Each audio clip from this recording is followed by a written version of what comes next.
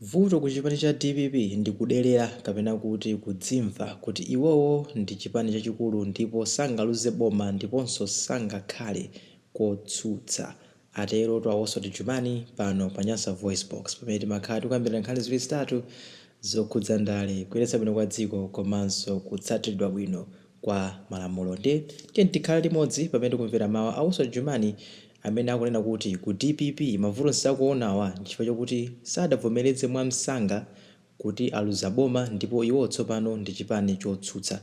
Achikakuli zimene zadavomereza poyamba pompaja mavuto amenewa bwezi pano kulibe. Thank you for tuning into Nyasa VoiceBox, and let us stick together as we listen to the voice of Oswald Jumani. My comrades, forum iyi ndi ya CSOs. Nthawi zina zimafuatenga ma emotions kuika kumbali, kutenga kachipani kako kaja kuika kayapo ndi kungokhala neutral. Tikaonetsetsa mavuto amene DPP ikukumana nawo lero ndi mavuto ochita kudzilengera, and chimene chikugwetsa mkhayi kwambiri kuti ngakhale munthu utakhala ndi mtima oyikira kumbuyo DPP yo kungoyikira kumbuyo mwina pa zifukwa zina kuti mwina ngati patakhala ubale, koma nangati utakhala munthu oyima chikatikati ungathe kufika poti kuyikira kumbuyo so mwina kusiya pali zifukwa sikuti ndingolankhula choncho ndikusira pompo, excuse me. DPP,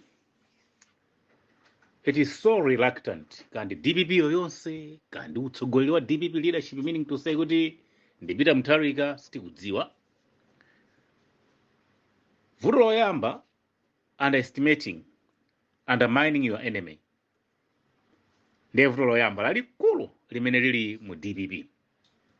Kudzimva kuti ineyo am untouchable, undefeated, sindingapangidwa defeated, sindingali unstoppable. Zizonsezo koma zodziona kuti ineyo ndi ineyo. One, tingathe kukhala choncho.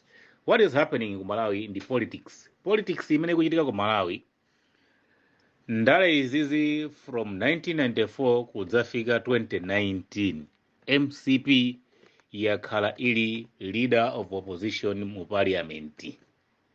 Kandi zaka 25, yet chipani chimene chapanga maintain leader of opposition for 25 years, UDF, APP, DPP akhala kumachionabe kuti chikhozo khala chopepera, kapena kuti leadership yake ikhozo khala yopepera. Chifayona kuti mwina timadzimva kuti tili mu ulamuliro wa democracy and MCP idali kale ndi kamuzubanda, koma yet that MCP before mgwirizano wa Tos Alliance taona migwirizano yambiri mbiri Malawi only kufuna kuyilephetsa MCP kuti isabwerere mboma. Ande mungathe kuona kuti nthawi zonse ngakhale imalepheretsedwa sinambe yakhalapo number 3, imayenabe kuti zikhala number 2 ndi kumakhalabe leader of opposition mu parliament for the past 25 years. Yet munthu amene iwe nkumamudelera, tizisiye kumbali. Whatever happened inkatikati mwa zaka 25 mu nkhani ya democracy, tiye tingothamangani pang'ono tifike 2020 pa zisankho zachibwereza. After zisankho zachibwereza, DPP ndi leadership yake including Peter Mutharika zinatengera nyengo yayitali kuti avomereze that defeat, and sanafune kusiyanitsa kuti chabwino sindivomera mbali iyi koma ndivomera mbali iyi. Kuti sindivomera mbali iyi ndi iliyo mbali iyi imene zina zizichitika ine sindikuvomereza, koma kuchipani amayenera kuvomereza poyambiratu pansi preparation makamaka polingalira zimene zachitika. Mwana amatha kumwalira pamudzi kapena mwina mwake wangosowa, imfa zindifa amati ndidzikhulupilirane zimenezo. Angosowa mwina pamudzi amatha kuza ndi maliro amusalire. Sitikira mwambo uliwonse wa maliro palibe, malinga ndi mmene zinthu zakhalira palibe atalire, sitipanga mwambo wa maliro tiye tibalalikeni. Koma zimene zigese zimatanthauza kuti pakhomo paja simuona nkhope zachisoni. Never. Kuti chifukwa anati maliro awasitilira, sitipanga mwambo uliwonse wa maliro, ndipo sipakhala program ina iliyonse ndezipangitsa kuti pabanja paja sipaoneka nkhope zachisoni ndi dzino ndi munthu amwalira. Sabodza zimenezo. izi zimmauza anthu amene asonkhana kunjako koma azini ake ndo pakhomo pamadzi oti wamwaliratu munthu. So izi ndi zimene zimayenda kuti DPP kanachita. Ngati kunali kusavomereza sakanavomereza kunjako koma mchipani amayenera kuvomereza kuti taluza. At the same time amayenera kukhala active pa chilichonse chimene chikuchitika ndi dziko.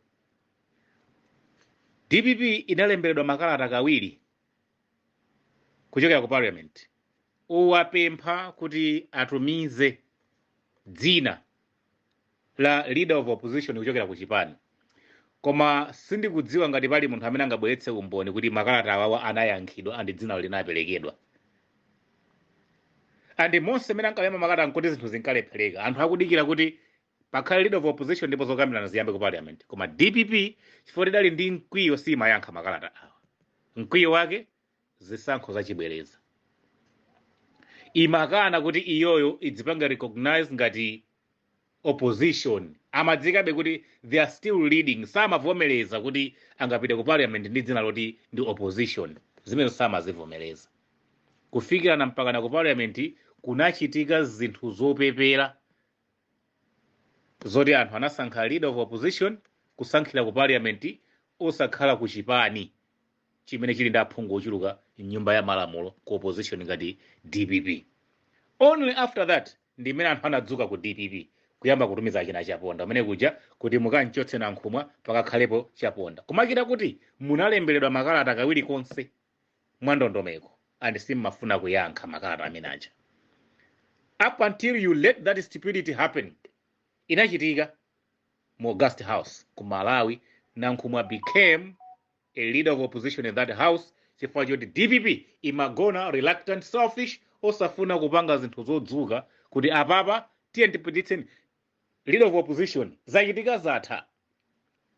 MCP mata atibera akati tipatsene dzina la opposition leader amapereka zatha. Let's we carry on, let's move on. Mavuto awawa saka anaoneka lero zikuchitika lero. Koma kuluza kwa zisankho za 2020 DPP anakutenga ngati kutha kwa dziko sanafune kuvomereza. Zinakhala kuti dziko kwa iwo ulatha and this is the end of everything. Kuiwala zona kuti kumala kutsogoloko pali zinaso zimene tizazifuna kuti zichitike and foundation idzativuta. From that time ma injunction amene amaperekedwa that time ndawakupitirira mpaka lero. Tikapita ku constitution paja gawo 1 gawo 2 and gawo B chani likunena kuti mungathe kunchotsa leader of opposition potsata njira imene munagwiritsa ntchito pomusankha. Sono mukaona kuti kondwani nankhumwa anasankhidwa kudzera ku parliament. Ndiyoti ngati kuli kumuchotsaso mwayenera kuti mudzere ku parliament. Izi zitizidikira ku makoti inde kuti alankhule koma ngati zomveka bwino zake. Ndizona kuti chipani chimene chiyenda aphungu chimene chikutsatira pambuyo pa chipani chimene chikulamula ndi chimene chimapereka leader of opposition ku parliament. Ndi chifake speaker wa nyumba ya malamulo anapereka uthenga ku chipani ichi cha DPP kuti chiapatse dzina koma sanapereke. Chifukwa pokhulupirira kutsata malamulo awo kuti only amene ali ku opposition ndi amene amapereka dzina osakhala wina aliyense according to our constitution. Ngati mayina aja simunapereke anthu they were forcibly kuti apange elect a leader of opposition kudzera ku parliament. So meaning to say ngati zimezo ndi zimene munapanga malamulo atu akupitiriza kunena choncho ngati zimezo ndi zimene munapanga posankha leader of opposition pomuchotsa chifukwa gawo 1 gawo loyambalo likufotokoza mmene mutasankhire ndi kuti kusankhako musankhe chifukwa ngati kwachoka ku chipani ichichi. And nthawi yodza muchotsaso mudzatsata njira imene munatsata pomuyika pa mpando. Nde anthu akumafunsa kapoti malamulo akumafunsa kuti munatsata njira yanji kuti mpana leader of opposition ndani kondwani nankhumwa apezekepo tinavota ku parliament. Nde kuti mwayenaso kutsata njira ya ku parliament iyo pofuna kumusuntha. Sikuti a DPP kupereka mere na vicha kapena a George Chaponda chimanga nde kuti akulakwitsa sakulakwitsa. Ndi choncho ndithu koma this sitikusankha to leader of opposition kuti tikuchokera kuma fresh elections. Sitikuchokera tu kuzisankho. Tili mkatikati tu mwandime ya zaka 5. Zikanakhala ngati mayina akuperekedwa a George Chaponda ndi dzina la Mero na Vicha likubwera tikuchokera kuzisankho. A DPP they are on the right post. Sakulakwitsa chicho sali malo abwinobwino ndipo akutsata malamulo. Koma chimene chiliwa kanchona kuti tili mkati mwandime tikufuna tiyike munthu pamalo poti pali munthu. Nde munthu alipoyo malamulo akuti pomuchotsa mutsate ndondomeko imene munatsata pomuyika. Popeza kuti wina akaoneke kuti sakutsata malamulo, wina ake sakumva malamulo chimene akufotokoza. Asanga litsogola amene inde sanga kutsogoleni, inde soko kuchipani kwanu. Koma zikumpaka recognize. Ziletu ngati mkazi munakamangitsa banja lanu pa koti bwinobwino chanchani. Divorce yafika ku banja ineyo sikuti ndikakamizika kukhala ndi mkazi uja pa banja chifukwa chona kuti tinakamangitsa ku koti. Latha. Koma do you think I can just say kuti iwe ndine banja latha nyamula chikwama chako udzipita? She is still my wife mpaka na mwina mwakati takamba nkhani ndikuti. Ndipo ngati tapita ku koti ndopeza kuti pali chiletso chona kuti mayi wasakupita kwawo mpaka na zakuti zizachitika. Mkazi uyu achimwena akhozopitira makhala nyumba mwanu. Nde mpaka na ma divorce papers azasayinidwe, then she will go. Koma adzikhala nyumbamu ine mudzimpatsa chithandizo, mudzimusamalira, and she will be recognized as your wife. Chifukwa documentation yosonyeza kuti awa ndinu mwasiyana pangidwe. You cannot push her out of your house. Regardless kuti mukakhala nyumbamu ka mudziphikirana, kasi mudzilankhulana, kahali sadzigona pake, koma iyeyi kukhala nyumbamu ndi ufulu wake. Chifukwa chona kuti ndondomeko yakuthetsera banjali sinatsatidwe. Of course ine sindikukakamizidwa, inunso simukakamizidwa kupitiriza kukhala pa banja ndi nzima iyo. Chifukwa chona kuti zokupangitsani kuti mupitirize kukhala pa banja ndi zimene palibe. Okay, it's fine. Koma ngati ili divorce yenera kutsata ndondomeko. Andi ngati ndondomeko ya divorce sinachitike, mkazi yoto nyumba musatuluka. Andi adzikhabe pamene amakhala. Ngati kuli kugona adzigona pamene amagonapo. Iwe ndi amene ngati sikufuna kugona pasi osakhala mkazi. Ndipo kanthamangitsa nyumbamo ndi mlandu waphwanya malamulo a koti kapena malamulo a dziko constitution. So these are simple things we just need to understand. DPP ndi ufulu wonse kuthamangitsa wina alisa amene akumufuna, koma musayiwale. Nkhani isinayambire ku DPP ndi kuthira ku DPP. Inayambira ku DPP, inalowa mpaka na mboma ili ku parliament ndi ku court. Ndiye sizitheka kuti malamulo a DPP aphwanya constitution ya dziko. Komanso constitution ya dziko sitheka kuti iphwanya constitution ya DPP. Zikungofunika kumvetsetsa step by step. Chinayambirira ndi chiti, chotsatira ndi chiti, timalizira pati. Simple as that. Ine chimene ndathokoza kwambiri mu VNE iyi ndichona kuti mwazindikira kuti ku DPP ko kuli tulo. Leadership ya ku DPP ko ili ndi tulo. Ine chimene ndikuthokozadi kuti VNE yachokera ku DPP ku makampu a DPP andi kumene koko akuzindikira munthu kuti there is too much sleeping. Ku DPP ko kuli tulo nkonono kwambiri. Maka leadership kandi the first top 11 ili ndi tulo kwambiri kuona kuti zinthu zikamachitika samafuna kututumuka pa chiyambi ndi mpaka namadikira kuti china chake chija chimenyeka ye kunkhongo kundi hamala ngo kapena iyayi ndi kuti madzi ajafike kaye nkhosimu ndi pamene amayamba kuti kodi pakukhala bwanji. Mukaona nthawi zonse chimene chimapangitsa kuti DPP zidikapita ku court idzikapita kuti moyo sizikuyendera bwino. So kuti wina akamakhala kuti ali against DPP, comrades, mdani wanu akhala ndi mphamvu zochuluka pa inu chifukwa choti akugwiritsa amene kuti the weapon of your oppressor, it is the mindset of the oppressed person himself. Chida cha mphamvu chimene munthu wopondereza amagwiritsa ntchito ndikaganizidwe ka munthu amene akuponderezedwayo. So ngati mukuti MCP kukula mphamvu ikutani ndiye kuti ikugwiritsa ntchito mindset imene ili ku DPP. Kufoka kumene kuli ku DPP kukusanduka kukhala zida za MCP. So tulo lanu lamene lili ku DPP likusanduka kukhala zida za mdani wanu. Sikuti inuyo mukanakhala kuti you was that opposition of JZU ndiye kuti izi zibwe zikuchitika bwezi kulibe masanja ameneyo. How did the same MCP maintain 25 years in opposition? Zinatheka bwanji? Do you think they were weak?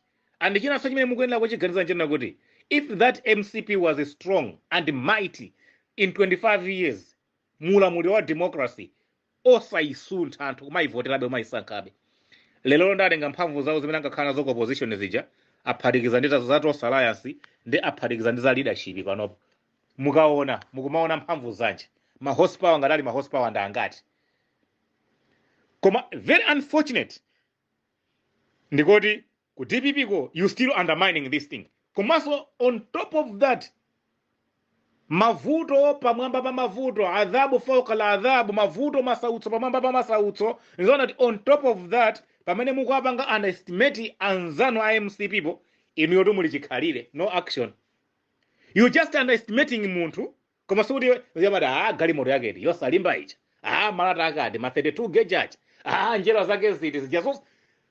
Koma amene akuna chonchemo, alibe business, alibe nyumba, palibe chimene amapanga, sali pa skulu, sali pa ntchito, sakupanga study china chilichonse, wangokhala ndi kumangonyoza zinthu za anthu. Mabanja amasiku ano amwene akamangitsa kuholonga dezo makhala masiku. Mumva kuti latha, uli pa banja ayi. Business yake ili andalama zangongole. You are busy underestimating others, but you are just seated. Ndi zimene DPP kupanga.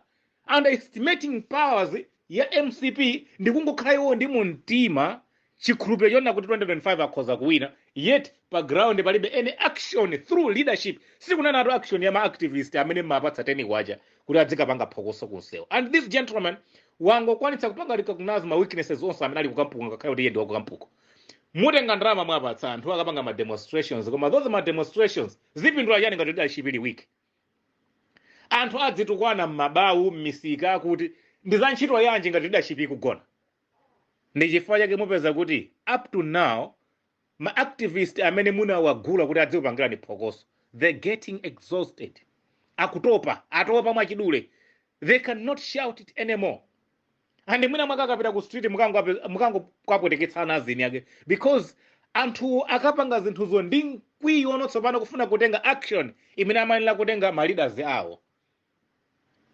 So ma leaders awo action yawo ikanakhala a diplomatic action. Yet anthu awo amene mukuyembekeza kuti pa 12 February apite ku street akapanga ma demonstrations, akapanga in a savage way.